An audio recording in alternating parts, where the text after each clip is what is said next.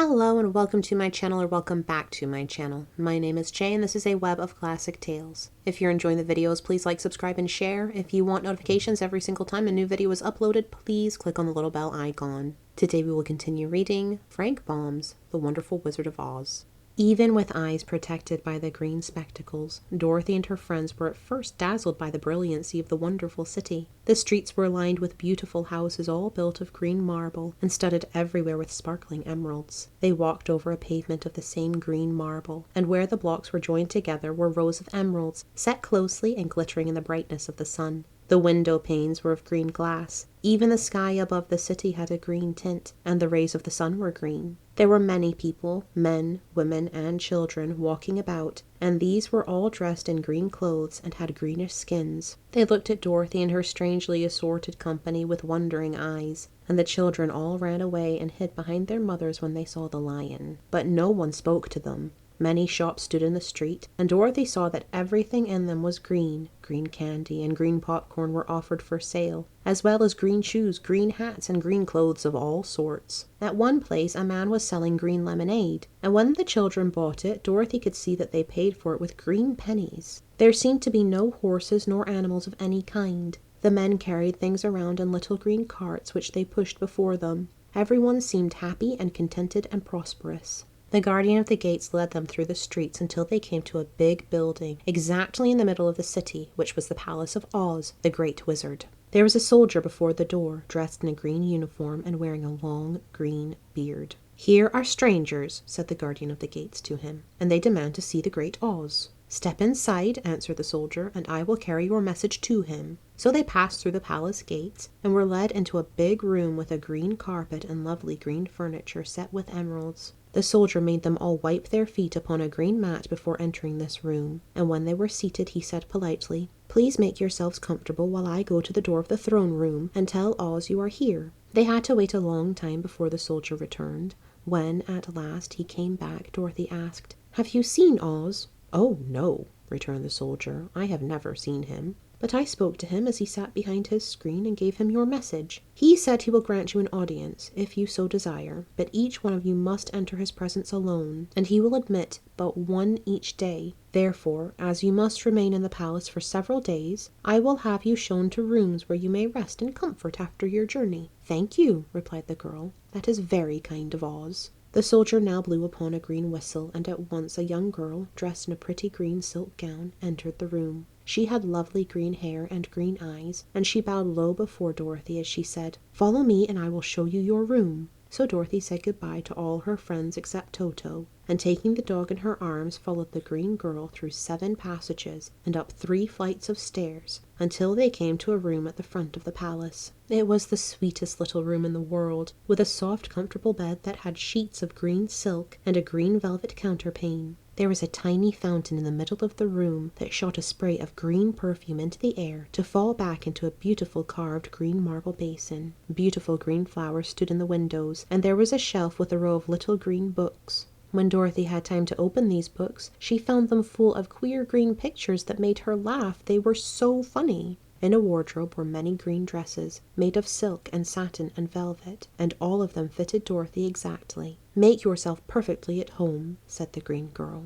"and if you wish for anything, ring the bell. Oz will send for you tomorrow morning." She left Dorothy alone and went back to the others. These she also led to rooms, and each one of them found himself lodged in a very pleasant part of the palace. Of course, this politeness was wasted on the Scarecrow, for when he found himself alone in his room, he stood stupidly in one spot, just within the doorway, to wait till morning. It would not rest him to lie down, and he could not close his eyes, so he remained all night staring at a little spider which was weaving its web in a corner of the room, just as if it were not one of the most wonderful rooms in the world. The Tin Woodman lay down on his bed from force of habit, for he remembered when he was made of flesh. But not being able to sleep, he passed the night moving his joints up and down to make sure they kept in good working order. The lion would have preferred a bed of dried leaves in the forest, and did not like being shut up in a room, but he had too much sense to let this worry him, so he sprang upon the bed and rolled himself up like a cat and purred himself asleep in a minute. The next morning after breakfast, the Green Maiden came to fetch Dorothy, and she dressed her in one of the prettiest gowns, made of green brocaded satin.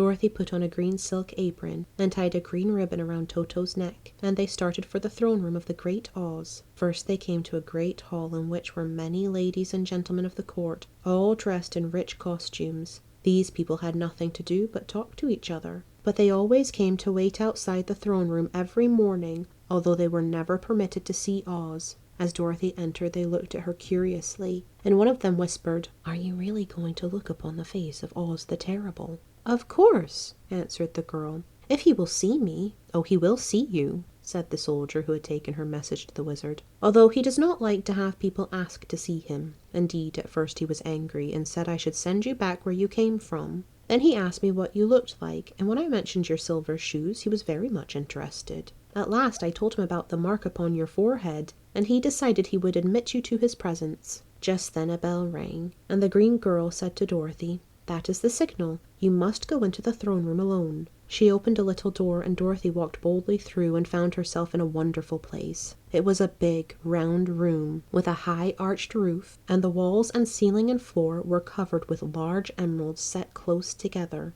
In the center of the roof was a great light, as bright as the sun, which made the emeralds sparkle in a wonderful manner. But what interested Dorothy most was the big throne of green marble that stood in the middle of the room. It was shaped like a chair and sparkled with gems, as did everything else. In the center of the chair was an enormous head, without a body to support it or any arms or legs whatever. There was no hair upon this head, but it had eyes and a nose and mouth, and was much bigger than the head of the biggest giant. As Dorothy gazed upon this in wonder and fear, the eyes turned slowly and looked at her sharply and steadily. Then the mouth moved, and Dorothy heard a voice say, "I am Oz, the Great and Terrible. Who are you, and why do you seek me?" It was not such an awful voice as she had expected to come from the big head, so she took courage and answered, "I am Dorothy, the small and meek. I have come to you for help." The eyes looked at her thoughtfully for a full minute, then said the voice, "Where did you get the silver shoes?" "I got them from the Wicked Witch of the East, when my house fell on her and killed her," she replied. "Where did you get the mark upon your forehead?" continued the voice.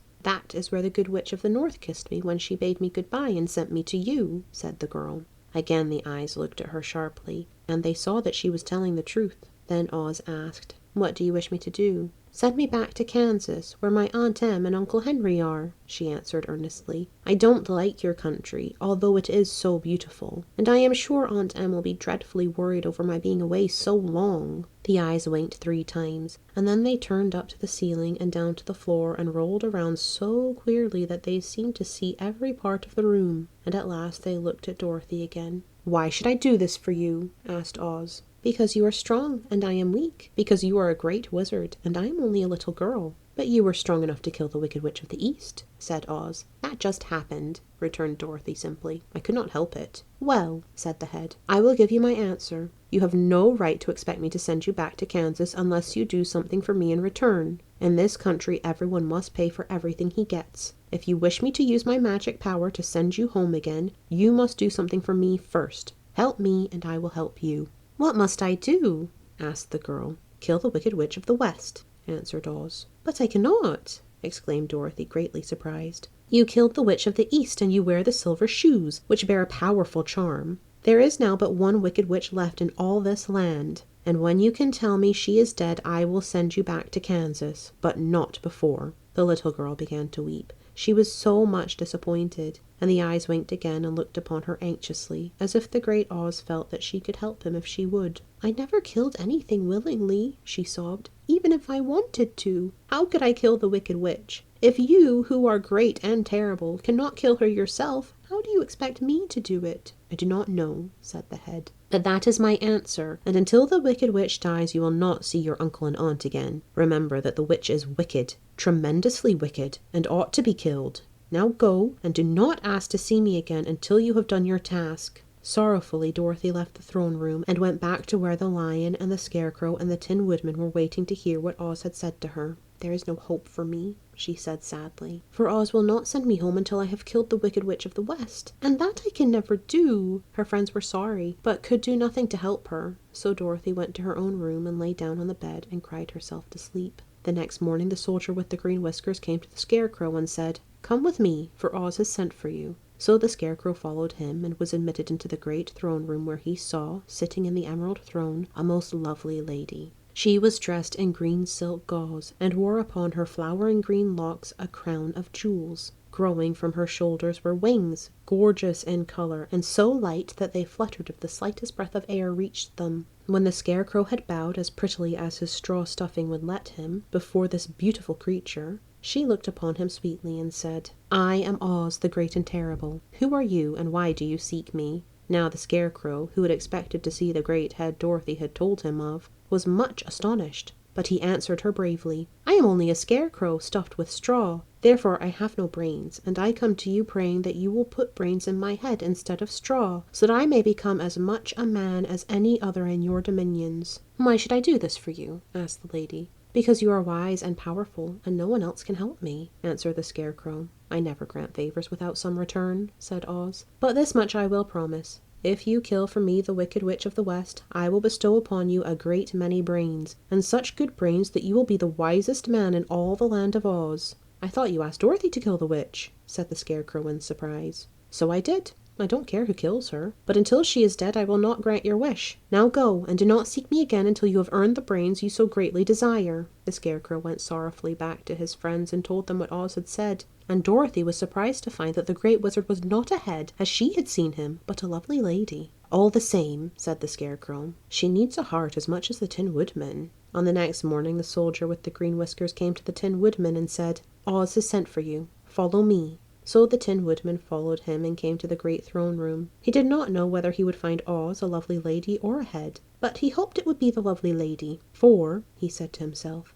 "if it is the head, I am sure I shall not be given a heart, since a head has no heart of its own and therefore cannot feel for me. But if it is the lovely lady, I shall beg hard for a heart, for all ladies are themselves said to be kindly-hearted." But when the Woodman entered the great throne room, he saw neither the head nor the lady, for Oz had taken the shape of a most terrible beast. It was nearly as big as an elephant, and the green throne seemed hardly strong enough to hold its weight. The beast had a head like that of a rhinoceros, only there were 5 eyes in its face. There were 5 long arms growing out of its body, and it also had 5 long, slim legs. Thick woolly hair covered every part of it, and a more dreadful-looking monster could not be imagined. It was fortunate the Tin Woodman had no heart at that moment, for it would have beat loud and fast from terror. But being only tin, the Woodman was not at all afraid, although he was much disappointed. "I am Oz, the Great and Terrible," spoke the beast, in a voice that was one great roar. "Who are you, and why do you seek me?" "I am a woodman, and made of tin.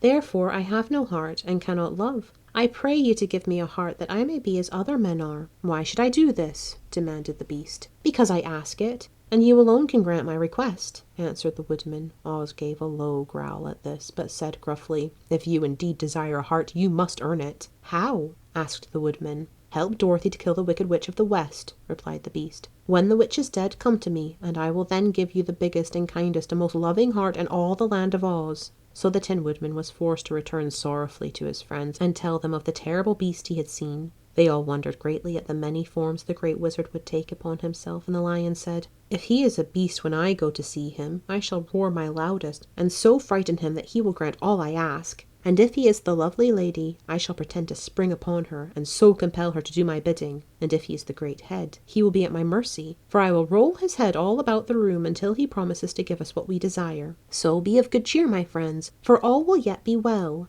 The next morning the soldier with the green whiskers led the Lion to the great throne room, and bade him enter the presence of Oz. The Lion at once passed through the door, and glancing around saw, to his surprise, that before the throne was a ball of fire, so fierce and glowing he could scarcely bear to gaze upon it. His first thought was that Oz had by accident caught on fire and was burning up, but when he tried to go nearer, the heat was so intense that it singed his whiskers, and he crept back trembling to a spot nearer the door. Then a low, quiet voice came from the ball of fire, and these were the words it spoke. "I am Oz, the Great and Terrible. Who are you, and why do you seek me?" And the Lion answered, "I am a cowardly lion, afraid of everything. I came to you to beg that you give me courage, so that in reality I may become the king of beasts, as men call me." "Why should I give you courage?" demanded Oz. "Because of all wizards, you are the greatest, and alone have the power to grant my request," answered the Lion. The ball of fire burned fiercely for a time, and the voice said, Bring me proof that the wicked witch is dead, and that moment I will give you courage. But as long as the witch lives, you must remain a coward." The lion was angry at this speech, but could say nothing in reply, and while he stood silently gazing at the ball of fire, it became so furiously hot that he turned tail and rushed from the room. He was glad to find his friends waiting for him, and told them of his terrible interview with the wizard. "What shall we do now?" asked Dorothy sadly. "There is only one thing we can do," returned the lion, "and that is to go to the land of the Winkies, seek out the wicked witch, and destroy her." "But suppose we cannot?" said the girl. "Then I shall never have courage," declared the lion. "And I shall never have brains," added the Scarecrow. "And I shall never have a heart," spoke the Tin Woodman. "And I shall never see Aunt Em and Uncle Henry," said Dorothy, beginning to cry. "Be careful," cried the green girl. "The tears will fall on your green silk gown and spot it." So Dorothy dried her eyes and said, "I suppose I must try it, but I am sure I do not want to kill anybody, even to see Aunt Em again." "I will go with you, but I am too much of a coward to kill the witch," said the lion. "I will go too," declared the Scarecrow. "But I shall not be of much help to you. I am such a fool." "I haven't the heart to harm even a witch," remarked the Tin Woodman. "But if you go, I certainly shall go with you." Therefore it was decided to start upon their journey the next morning, and the Woodman sharpened his axe on a green grindstone, and had all his joints properly oiled. The Scarecrow stuffed himself with fresh straw, and Dorothy put new paint on his eyes that he might see better. The green girl, who was very kind to them, filled Dorothy's basket with good things to eat, and fastened a little bell around Toto's neck with a green ribbon. They went to bed quite early and slept soundly until daylight, when they were awakened by the crowing of a green cock that lived in the backyard of the palace, and the cackling of a hen that had laid a green egg. Thank you for listening. This has been Frank Baum's The Wonderful Wizard of Oz, Chapter 11. I've been Jay. This has been a Web of Classic Tales. Please like, subscribe, share, comment, click the bell icon for notifications. I hope you're having a fantastic day. Have a nice life, and I'll see you next time.